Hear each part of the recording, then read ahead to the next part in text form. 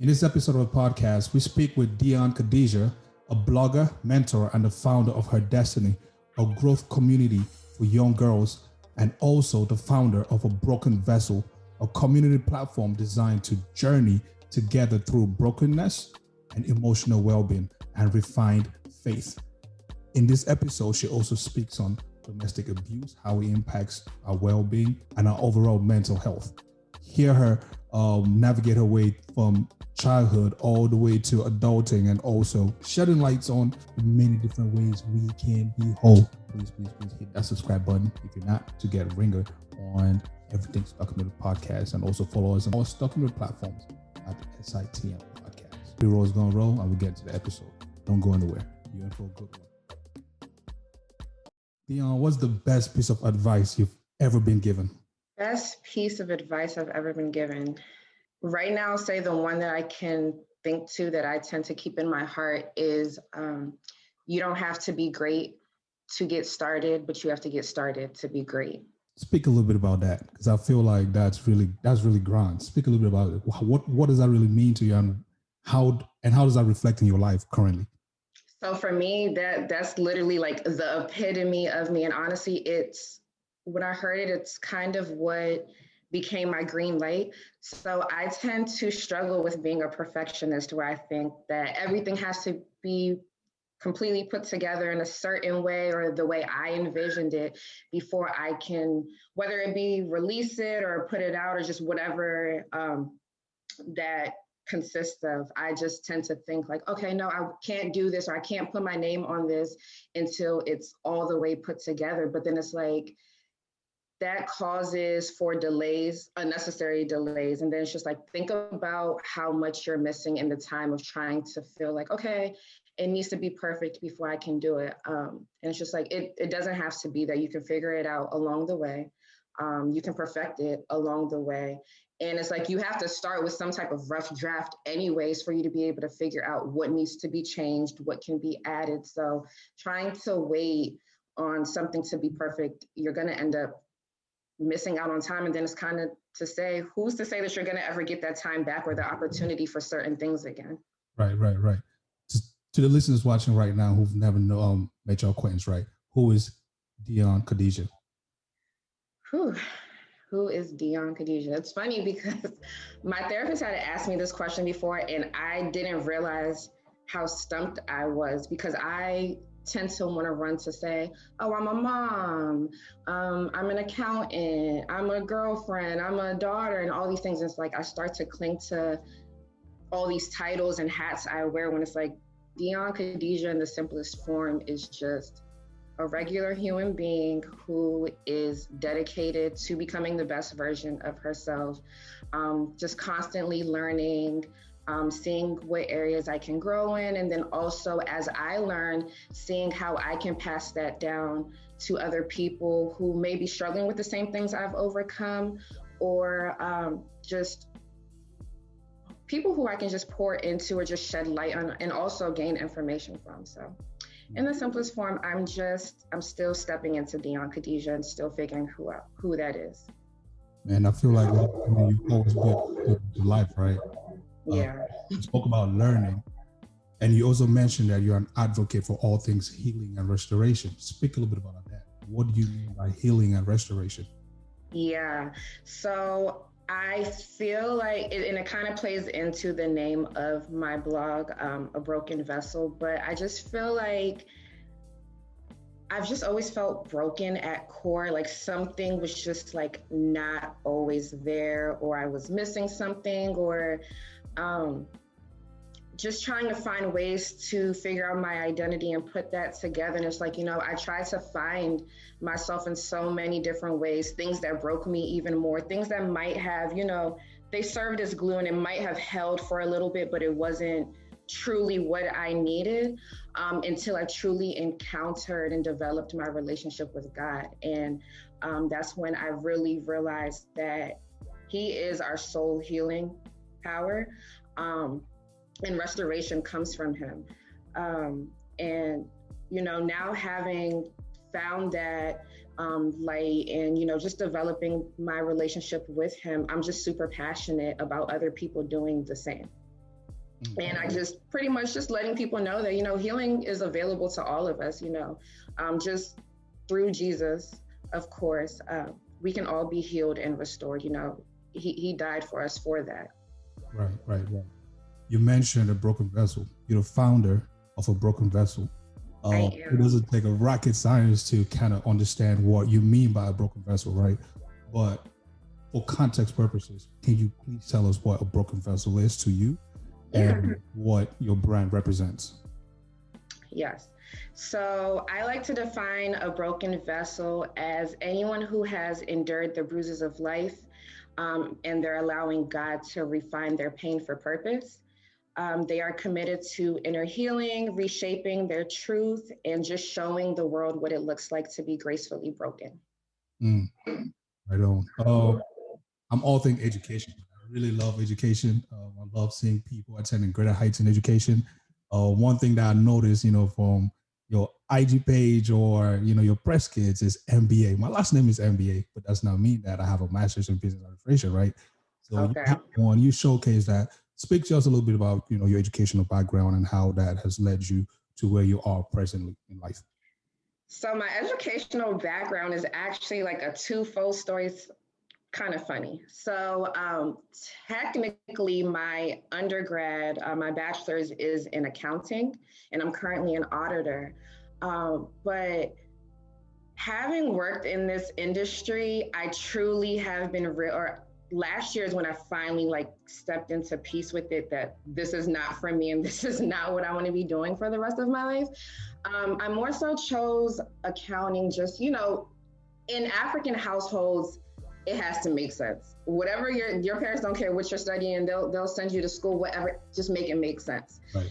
And, being Sierra Leonean and then also being raised by a single mom, she's kind of just like, I need you to go. Like, she's super heavy on education first. I don't care what you do in life, education. So I kind of just like, okay, well, back then I'm just like, I don't know what I want to do yet, but I mean, I guess I'm good at numbers and math, that was my strong suit at the time. So I kind of was just like, okay, Dionne, you're running out of time. Like, what are you going to do? Like, your mom's not about to just leave you here at the school while you still try to figure it out, especially on her coin, So I kind of just like, okay, my family comes from a background of numbers. My grandma was an accountant back home. So I'm kind of just like, my grandma literally taught me my numbers from day one. So I'm kind of just like, okay, you enjoy it. I guess just go with it. And it kind of became one of those things where it's kind of like, okay, well, you're a little too far in now to try to back out. So you might as well just go all the way. Until I finally just got into it, and I'm doing well and stuff in it, but just leaving work, coming home, you're just like, I'm missing something. I'm not fulfilled. So that's kind of what encouraged me to decide to pursue my MBA, so I can begin to kind of just transition out of that field and maybe more so onto the entrepreneur side. And I know nowadays a lot of entrepreneurs, they're self-taught and things like that, but I'm low-key an advocate for education and stuff. So I kind of wasn't comfortable just jumping into that without really having some type of knowledge within the field. So I kind of just okay, the good thing about an MBA is that I can do consulting, which kind of goes hand in hand with, me being an auditor and stuff like that. In the case that I ever need to come back or I want to stay here, whatever the case is, I can do that. But then my MBA will also serve as a door opening into, me running my own businesses. So, once I finally get to a point where I can develop Writings from a Broken Vessel into an actual community platform in the way I desire, and then also my nonprofit for young girls. So I kind of just okay, the good thing about this is it's universal. I can use it for, my technical profession or just my own passion profession. And that's how we got that. Man, that sounds really great. How far are you in it right now? Are you done with your MBA? Do you have it? Yep, I actually completed my MBA last March. Unfortunately, I didn't get to walk the stage and stuff as I desired because of COVID and everything. But my great family and boyfriend and friends, they threw me a surprise drive-by for it. So I got to celebrate. And that's what's up. Shout out to them. Shout out to them. Nothing like family. Yeah. Still speaking on the broken vessel, right? You mentioned that you found your voice and you aim at sharing your truth to encourage others to become their best versions. Can you break that down? Can you tell us a little bit how you going about that? How you trying to get people to also see light or shed that bondage that they carry on their shoulders, on the day to day? Yeah. So for me, writing from a broken vessel was honestly just something that was formed in my bedroom. Growing up in an African house, as most of us know, you can't really talk to your parents about like a lot of the things that you're really enduring because for one, mental health is almost non-existent to them. So Lord forbid you tell them I feel depressed or I feel like I'm struggling with this. They're gonna just tell you, go pray, go sleep, or you're talking about nonsense. You don't know what you're talking about. So for me, that resorted into me doing a lot of journaling on my own, just as a personal outlet. And I was the girl with the diaries and the journals and stuff like that with the locks on them and all of that. But I really noticed how much that really did for me, just for one, how I truly came into seeking God, and then how I finally kind of decided like, okay, this is doing well, but obviously like some internal things are like really going on and you need to start seeking more. So, and I was always afraid of my voice because either if I spoke up, I felt like, oh, you're too sensitive or you're too passionate about this and that, or like, you have a problem with everything. So I kind of like subconsciously silenced myself. And then also a lot of the things that I would go through, I wouldn't share with anybody, especially my friends. Maybe I might go through something behind closed doors. And then weeks later, I pop back up like nothing ever happened, after just ghosting people for weeks or whatever. And I just really kind of realized like, okay, this pattern is not healthy. Like you need to share, like you need to speak, like you need to open up. That took a little while. And if I'm being honest, I still struggle with it. Most days I'm a lot better at it now, but I kind of just realized like, there is power in your voice and there's power in transparency. So that's just something that's really important to me. And I kind of want others to do the same because I know at times we don't want to be looked at as the weak person or as a burden to other people. But it's kind of like, Lord forbid, it becomes suicidal thoughts and no one knew. And somebody could have gotten you the help you needed just by simply like, even if it was just one person, if you just told them. So I think about things like that. And then also I like to think about how much our testimonies and our transparency can set somebody else free. And honestly, that's kind of really what happened.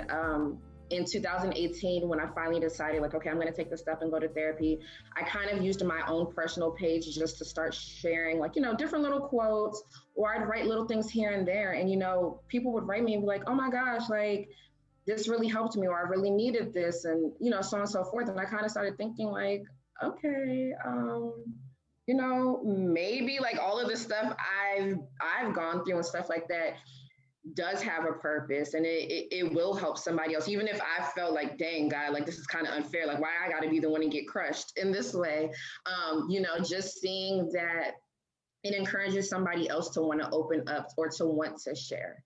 And I think a community like that is important and it's needed because we don't rarely ever see that middle space of healing.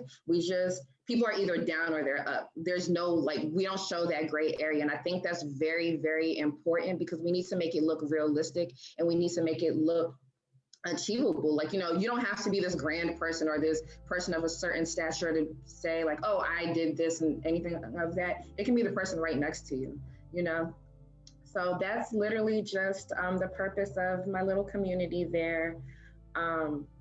Just wanting everybody to invest into their healing and, just to search for that deep-rooted place within them and, just bring that to light. That sounds really great. Let's speak a little bit about domestic abuse, right? Because I feel like that's a huge component of mental health that people turn to hold inside and not really speak up on, right? And still turn to get the same impact day in, day out, or weeks, months, and all that stuff, right? And they just sit in it, expecting something different to, occur. Meanwhile, they can harness that power and take back, what's solely theirs. But not to really, speak on that. For me, I really want to hear, you've been a victim to domestic abuse, right? How does this impact your life then and now? And how have you been able to heal, if you have, to this point?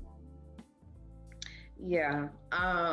So the crazy thing about the domestic abuse that I feel like I endured, during the time, I don't think I even ever labeled it as such. I think I kind of watered it down a little bit, or you can say made excuses where I was kind of just like, oh no, he's passionate in this way, so this is why he becomes aggressive like this,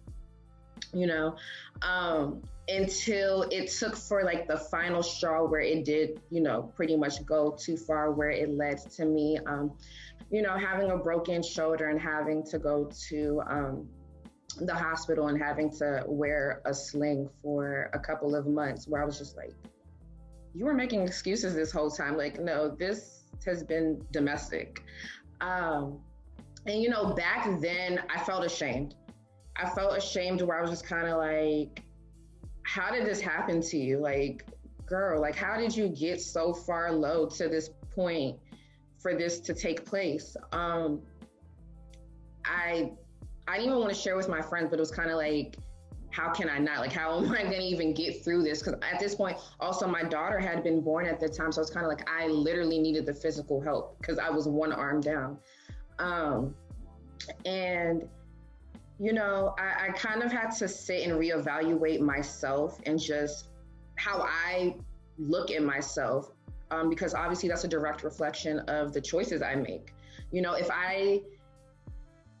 At the time, I obviously did not see myself at a higher level, because I wouldn't have allowed myself to endure certain things or to stay in certain things, knowing that it is not well and it doesn't serve me any type of benefit.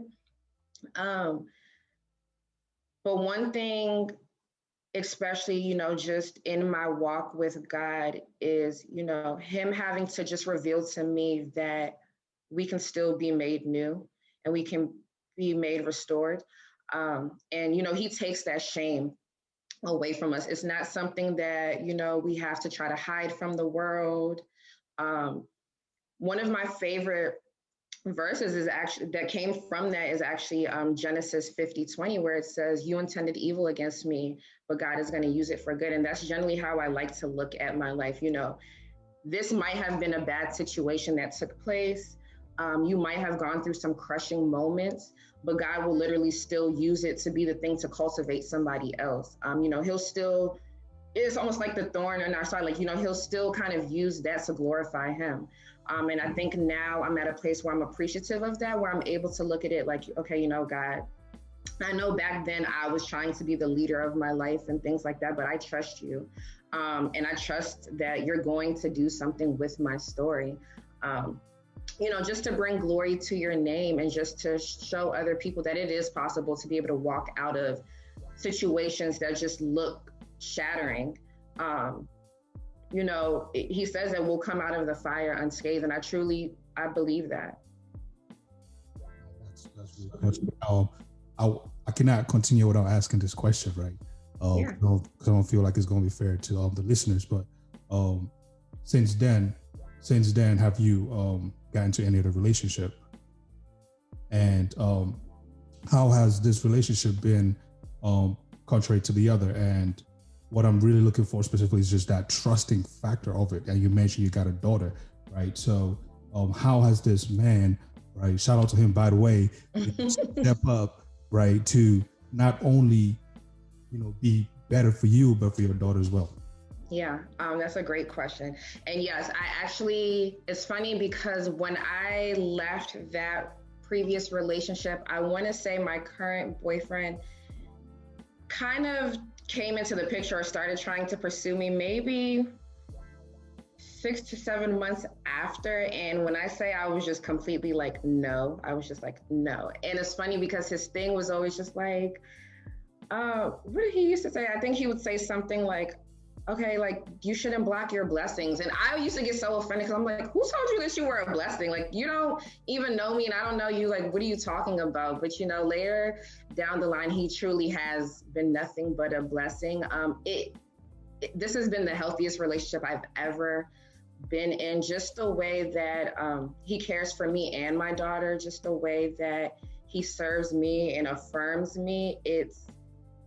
Sometimes it's unbelievable to me. Honestly, if I'm telling the truth, coming from such a toxic and dysfunctional relationship, I tried to sabotage this next relationship just because I was so used to turmoil and fighting and something always going on. And it's like, even he had to tell me like, look, I know you're used to like, a lot of like problematic things. He's like, but I'm a chill guy. Like, I don't do that whole arguing thing and things like that. And honestly, I had to check myself at the door because I'm like, girl, like, you're going to bring poison in from somewhere else and you're going to ruin this for you. And, that wouldn't be fair to you. You're later down the line, you might beat yourself up about it because what if this really is the person that God sent to you? And I do think that he's definitely been the epitome of that. He's been very patient as I'm healing myself and as I'm just trying to figure out certain things. And just like with how we navigate the relationship, he meets halfway there. Like, I can only imagine how annoying I can be at times just because I'm just, I still have a little bit of PSTD just from, past mistakes and things like that. So sometimes it can feel like I'm waiting for the other shoe to drop. But then I also had to finally get into the habit of telling myself that you prayed for this and you're deserving of this. So don't ruin that. God wants you to have this. And that's okay. And it's okay to trust yourself and believe that this person is for you. Right. Another role question. Shout out to Sir Charles and the rest of the SitM family biting the couch talk right now. And one topic in the couch talk that people have been really hyped about lately is this whole marriage thing and relationship. Right? So, being that is being that guy that you've prayed for, right? And we only human beings, right? We not perfect, right? We turn to make mistakes sometimes, not just a man or woman, right? But humans in general. You have your shortcomings, he got his shortcomings. How do you personally navigate those moments when you're not having your way, or when you feel like not really going the way you see it and you want to slam your foot, but you also know that maybe you're just being too hot? You know what I mean? How do you navigate situations like that? So it's funny because that's actually something that we are still learning, but we're a lot better. So something that we really had to realize is communication is, if not the most important factor. And then also something, I forgot where we heard it, but it's like tremendously blessed us, is that it's not us against each other. We're on the same team. It's us against the issue at hand. So instead of trying to respond to the other person like they're an attacker or like they're against you or anything, just understanding that you guys are coming from two different perspectives on the matter at hand. And that's completely okay. You can agree to disagree. You don't need to start attacking the person as if they have some type of ill will or they've done something malicious towards you. Y'all can very much still like navigate whatever the question or disagreement is at hand without feeling like this person is not for you. So for me, we're interesting because I can tend to be a little hot-headed, and sometimes I can think that I know everything and I'm not wrong, but I've definitely had to learn to take the back seat of, just because you see it this way doesn't mean that his point of view is wrong. That's okay. This is, we come from two different backgrounds anyway. So there's things in his childhood and his upbringing as well as mine that has now shaped how we see things and the reason why we might have a difference in something. So just trying to definitely meet halfway on that and understanding that. And then also understanding that sometimes somebody will have to get the short end of the stick, but not necessarily classifying it as that. it's kind of more so just, okay, you're sacrificing this for that. Because the person is going to do the same thing for you. And then also something that I'm learning to be very, very big on is choosing peace above all. Like, honestly, we both might have tried to pick fights about things, dumb things at that, but sometimes just like, your peace is a lot more important than trying to be right. And I'm finding peace in that. So that's definitely helped us a lot. Yeah. Peace of mind is my number one thing too as well. I'd rather just, sit here and not talk to nobody than talk to people and have a headache. So I definitely doing that. The definition of insanity is doing the same thing, expecting a different result, right? So we're speaking a bit about domestic violence, and well, not that we know, but we've seen situations where people are being abused, but they still sit in their current situation, expecting something different or some miracle to, come from heaven, and save them.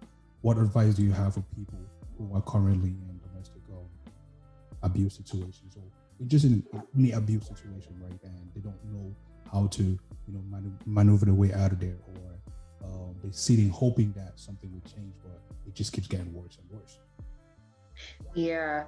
So something that I feel like I've noticed is most times people are already mentally gone before they're physically gone. So a lot of times you're really just sitting there just because you're probably just numb. It's probably not even that you don't want to leave. You're just kind of like, I'm so used to this way of life. Like, what else is out there? But I would probably just encourage people to believe that God is here to give us greater. Our idea of what we think is good for ourselves is nothing comparable to what God has for us. So, but I feel like first you have to believe that, because I think people tend to think, oh, I might not find another person I love or who understands me in this way, but it's like, yes, you will.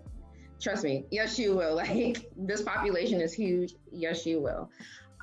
But regardless, I just don't think that, thinking that you won't find something again, or just being comfortable with the way you're living is never okay to choose to be abused in any way. And it doesn't even have to be domestic, physical abuse, emotional abuse, mental abuse. I don't think that's ever okay. We weren't put here to receive that from anybody, so first, you need to love on yourself. And I definitely think that requires doing some type of self-reflection. Why am I choosing to stay here? Like, what has been told to me before? Like, have I been told that nobody's ever going to want to deal with me? Nobody is going to love me the way that this person does. Those are all lies of the enemy. So I think first rooting those out of our heart and out of our minds, and then just truly seeking God on this situation and just understanding that, listen, God is the only perfect one. So just understanding that whatever it is that we're looking for in other people, it has to come from God first. Let's switch over to your next baby. Yeah. A growth community for young girls. What is that about? Give us a little breakdown. What's its purpose? How did you find this? How did you find her destiny? What made you decide to create this platform? Yes, that's my baby. So it's funny because her destiny has always been like my passion project. It was just the one that I kind of told myself, like, okay, I'll do this later down the line once I'm a little bit more established in this way, or when you're older and things like that.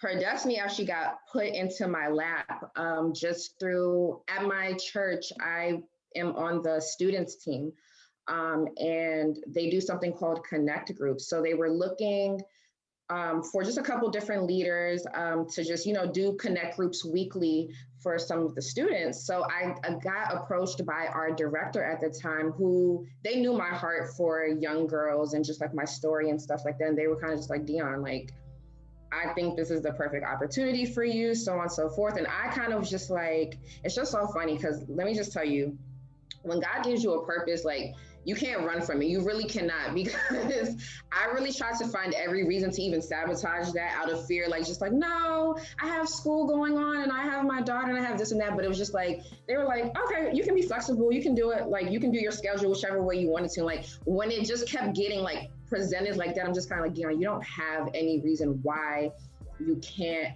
do this. And that's another reason why that quote that I shared in the beginning, being my favorite, really resonates with me for everything, because I will try to tell myself that I have to have it all together before I can do them. And it's just kind of like, no, like, God really equips the call. Like, you don't have to do anything in your own strength or, you know, on your own.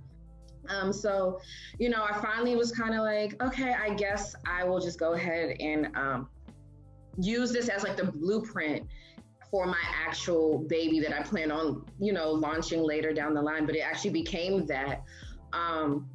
And just the purpose of that is, I feel like, so I grew up also, not only did I grow up in an African household, I'm an only child. So a lot of things I learned on my own, just, you know, through culture and society and just like going to school and just seeing how other people did things. So I really feel like I got through life by winging it, because I'm kind of just like, okay, you know, because I didn't have an older sister or anything of that, or older siblings. Like, of course I had older cousins, but that's still a little bit different. So for the most part, I was teaching myself a lot of things. And because of that, I made a lot of mistakes. And I just, you know, I really feel like I just wish I understood my worth and stuff back then, because I do think I would have saved myself a great deal of pain and just like turmoil and stuff. But also at the same time, I'm grateful for those experiences, because it also produced a lot of wisdom for me. And, you know, I just tend to think about what would have saved me at that age. And simply, it would have been having a me right now. So that's simply just all I want to do. I just want to be able to be the person that I needed back then. And then especially just given the climate of society and stuff now, for teenagers especially, you know, a lot of things is a lot more evolved and escalated compared to when we were growing up. So I kind of just want to be able to, you know, help them avoid making some of the mistakes I made, and just helping them navigate life as they're trying to figure out certain things. You know, there's a lot of topics and things that we go through in middle school, high school, that no one doesn't really explain to us. So now that I have, you know, my own experiences and wisdom and insight, I just want to be able to give that back to them.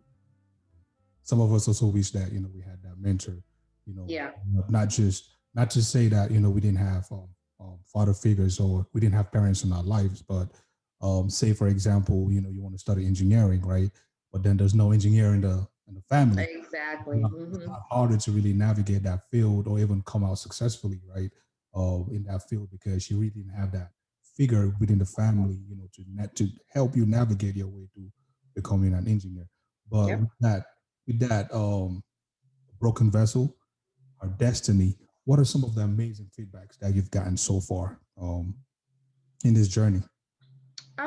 You know, so for my blog, for one, I've just gotten, you know, the fact that it's something that's needed, just, you know, appreciation for my transparency through my posts and things like that, you know, just touching on certain topics and things that people often shy away from. So, you know, just saying like, oh, wow, like I can tell that this is going to be good, or this, you know, me reading this was healing. I think that was probably the best compliment I received. And I'm just kind of like, whoa, like, you know, it's different. Like, you know, you think you're doing something, you're just like, okay, God, like I'm praying that this was my best and stuff like that. But just hearing like, you know, this freed me in this way, or this, oh my gosh, like I didn't think about this, or I didn't consider this in this way. It's just, it really does feel good. And it does push me to just keep going and, you know, just keep sharing, especially same thing with Her Destiny, just seeing the girls being able to just be open, and then also just them being able to network with other girls their age. And because it doesn't have to necessarily be girls that you went to the same school with, but just being able to be around like-minded people. Because I know what that can be like as a struggle when you're trying to push yourself to go in a certain direction, but then you have those couple people where it's just like they're kind of still like not necessarily holding you back, but their way of doing things is a different type of way, and it's kind of like naturally you're going to fall into that a little bit because those are your friends, or you once were that person but you're trying to get away. So it's definitely created space for that, which is great. You try to sugarcoat that, but there are definitely some people who try to hold you back for sure. But you got to be aware of them people in your circle and try your possible best to stay away from them now. Don't sit. Yeah. Let's not sugarcoat that stuff. Let's not sugarcoat it. I definitely feel you. It's definitely difficult, especially when you're just like, dang, this has been my friend or whatever for so long. And it's just kind of like, but I'm going this way. God's pulling me this way. But I think something too, even for myself, that I hold on to is that as you're elevating or as you're moving in a certain direction, God is going to present you with new community and people who serve where you're headed. Right.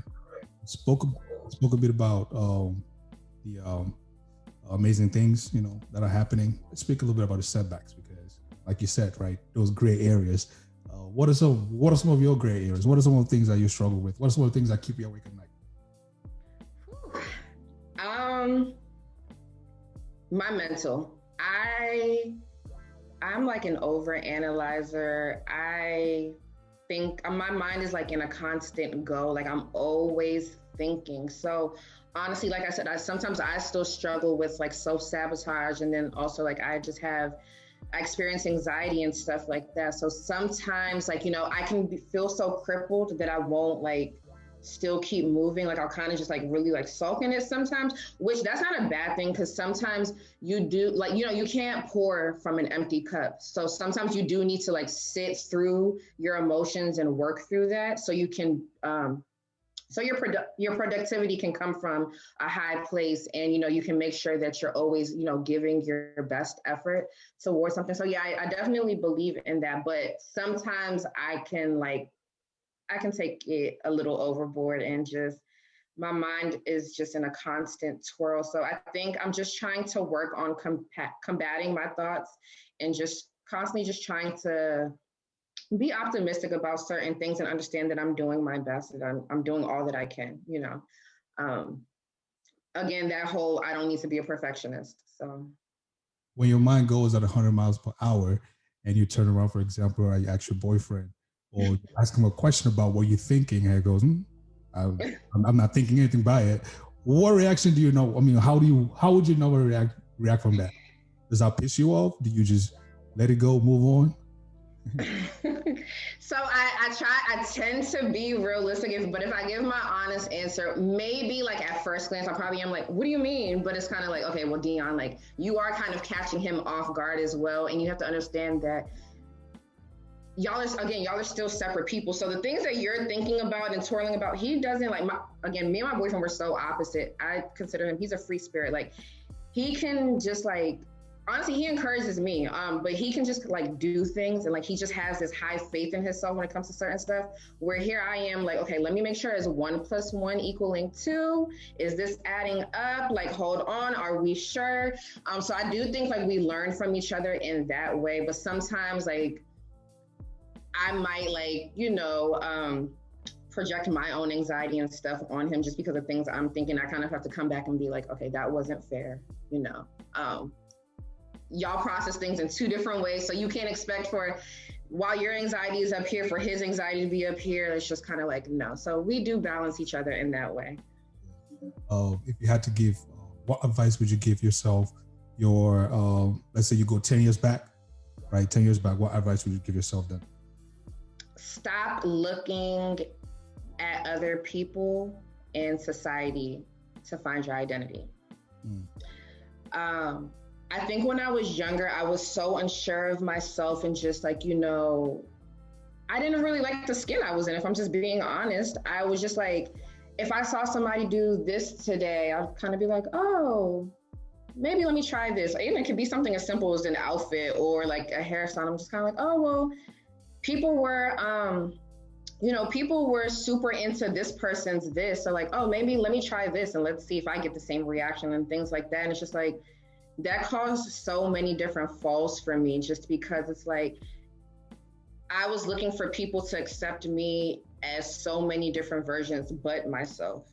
And I needed to just do more so focusing and concreting who I am and like who God created me to be and what makes me unique and special, instead of trying to take a little bit of this from here and this from here and here from here and, just like dump it all into me, because it got confusing, honestly. And I feel like it was college where it just became super, super just like everywhere, because it's kind of like, I've been telling myself that I'm this way for so long, but then I get to college and I'm being open into a whole new world. And like, I'm being exposed to a whole new other things and people. And it's just kind of like, okay, now like, do I adapt in this way to fit in and stuff like that? And it's just kind of like, I think I feared like being singled out, but there's so much power there. And I didn't realize that, like, it's okay to be in your own lane and to be your own person. And everybody doesn't always have to agree with who you are or the things you do, but just being able to advocate for yourself and stand firm in that is just what I really wish I knew back then. 10 years from today, right, when it's all said and done, what would you wish you must have accomplished? Oof.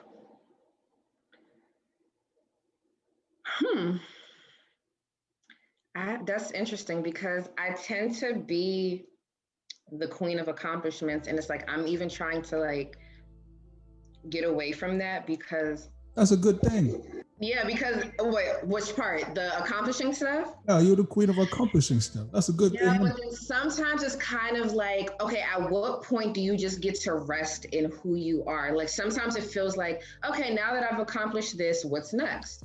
Now that I've accomplished this, what's next? And it's just like, sometimes just like bask in some of these things and just be content there. And it's just like, okay, you checked off this goal and that's great. Like now, like just truly like, navigate that and work there, instead of just trying to be like, okay, I did this now, like, let me go on and do this. And it's just like, there's so much, I believe that I have so much life still left to live, and I don't need to just rush to do everything in a span of one day. Like it's okay to separate these things out and just say like, this is the phase I'm currently in, and let me just, let me rest here. Let me play devil's advocate to what you just said, right? Okay. Look at Bezos, for example. He can go and rest now, right? But prior to that, he worked his tail off. He did. He would not be where he is today if he didn't work his tail off. So this notion that we, this in this generation got, that we feel like, okay, we're running at 100 miles per hour, let's take a breather. Are we also realizing that we just went through a lockdown, right? COVID, right? We didn't see that coming. We had so much time to stay home, but yet a lot of people came out with nothing to show for, right? So don't we think that we need to look at that point a little bit different, deeper? So I agree, but I'm still I'm on the other side of the fence with it, just because I think people tend, like, they beat themselves up in this last year because they felt like they weren't productive in a certain way. And it's just like, look at what's happening. Like, it's hard to be productive right now. That's not something you should beat yourself up about. That's okay. Like, to even make it through the next day, like, Jesus, like it's a lot, So I think like just you need to make sure, you need to prioritize your own mental health and just how you're feeling internally first, because we do this thing where we're running, then we end up being burnt out. Then we don't have anything. So I just think like, if it's okay, like nobody's not saying like not to work and not to be productive. And trust me, I'm talking to myself because I'm always doing something, but make sure that you're also creating space to just rest and just be still for a second. Because again, you won't be great. You can't do anything if you're not refilling yourself. And the thing is, you don't want to like be so concerned about producing that what you're producing is not even like making any type of impact, then there's no point there. So, but to answer your question in all, 10 years from now, I don't know. I just want to be able to know that I always put my best foot forward. I just always did everything with intention. I made an impact. I just want to know that the things or the people that I come across, that I wasn't just like another empty space, but I was actually useful and I provided something. Follow-up question to that. What is one thing you want our listeners or the viewers and watchers right now to take away from this episode? Invest in your healing, invest in your wellness. I think that's the best thing that you can do for yourself. If you haven't, definitely please develop a relationship with God, because I think that is the foundation for everything. Everything you do, anything you put your mind to is going to come from there. And I just think that that's very important. But yeah, take your healing serious. Because if not, I feel like, you ruin good things that have potential. And honestly, I don't think we pay attention to how much we affect other people we come across when we don't heal ourselves. So yeah, definitely make your wellness a priority. If you could change one or two things right now currently going on in the world, what would that be? What would those be? That is such a loaded question. Well, speaking for myself, I'm not fond of the economy right now. Like, the cost of living is crazy. Like, I don't know. I'm not a economics major or anything, but I wish something could be done there, because I don't like that, a lot of people feel like they have to live paycheck to paycheck, or they're struggling to make it to their next paycheck, or just even just trying to navigate that middle space, and just the cost of living, or just a lot of things, it's just like sky high. So yeah, I think that's just definitely one of the many things right now that I think about a lot, where I'm just like, gosh, adulting is, it's difficult. It is difficult. If you could recommend one book to anybody, right, who wants to get into wellness and wholeness and knowledge, what book would that be? Or any book in general. Okay, so my favorite book right now is Crushing by T.D. Jakes. Oh my gosh, it goes hand in hand really with my blog really, but he just talks about turning pressure into power, and just how grapes have to go through a refinement process before they can be turned into wine. But I think like just his perspective in that book a lot, just about how we can be broken or just dismantled in this way, or just like, completely shattered and stuff like that. But there's still power in all of the things we faced, all of the things we've encountered. And, you can still be made great and made whole. Wholeness by Touré Roberts is also really good. Gotcha. Definitely check that out. How can people connect with you with your blog and everything? Yes. So my personal Instagram page is It's Dionne Khadija. My blog Instagram is Writings from a Broken Vessel. Our Twitter page is WFABV. And yeah, you can connect with me there. And also my blog website, I forgot, is www.wfabv.com.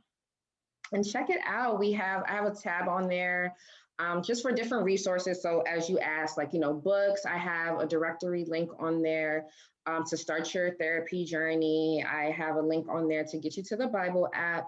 I have a link on there for just a bunch of other wellness brands and platforms that I advocate for, that I completely love.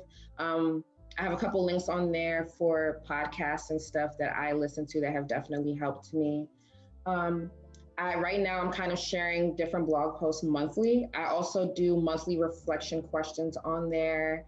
And I am slowly but surely developing our merch side. So we have a lot of good things in store coming up in these next 2 months. So definitely check it out.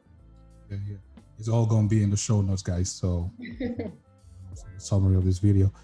Before we close, I got to ask this question, because I've been I had to do my own little survey, so my survey question was who, in Africa, in the continent of Africa, who are the most craziest women? I got Sierra Leone women. Why do I I hear this all the time. Oh my goodness. So I'm not gonna say we're crazy. We just have a way of doing things. And we're a little short fused, like just a little bit. What's a little bit? Like this much? That much? Like you can't even, it's like a drop. You can't even see it. We're precise. That's it. You have to come correct. That's all. We're very big on just people and their personalities and things like that. But I don't think we're crazy. I think we're sweet. Okay. You guys heard it from Dionne, man. You know what I mean? Clearly women are not crazy. So let's cut that chit chat that's going on. Yes, now. Definitely. Appreciate you. Also, we got the best jollof rice if anybody wanted to know. Just got to plug that in. Got it. Right. No, appreciate you. Appreciate your time. Plug, I just got to say. Don't worry. I'm definitely going to get somebody to write a blog post on, Sierra Leone women. Hopefully I can find some. Oh, gosh. Well, make sure it comes past me so I can edit it. You bet. Good time. Appreciate you coming on, sharing your story, everything that you do. Hopefully 2021 is a much better year than 2020. And as the year goes by, just keep, producing, keep investing in yourself and your mental health as well. And hopefully, very soon we're going to hear that, you have your own mental health, spot. Stuff like that. So yes. Shout out to you. Shout out to your daughter, your boyfriend. You guys keep doing what you do. You've been listening and watching to SitM Podcast, a platform for entrepreneurs, innovators, and movers and shakers of a media community, where you hear stories, advice, and breaking the mold. Don't forget to review and follow this show on all social platforms at SitM Podcast. We love your engagement and participation. Also, subscribe to our YouTube channel. If you're watching via YouTube, our email down here as well. It's SitM Podcast 237@gmail.com. Send us questions, your concerns, guest referrals as well. Hope you enjoy the show. Until next time, thank you. Thank you, Dionne, for stopping. Thank you. I appreciate it. Man, SitM Podcast, and we are out.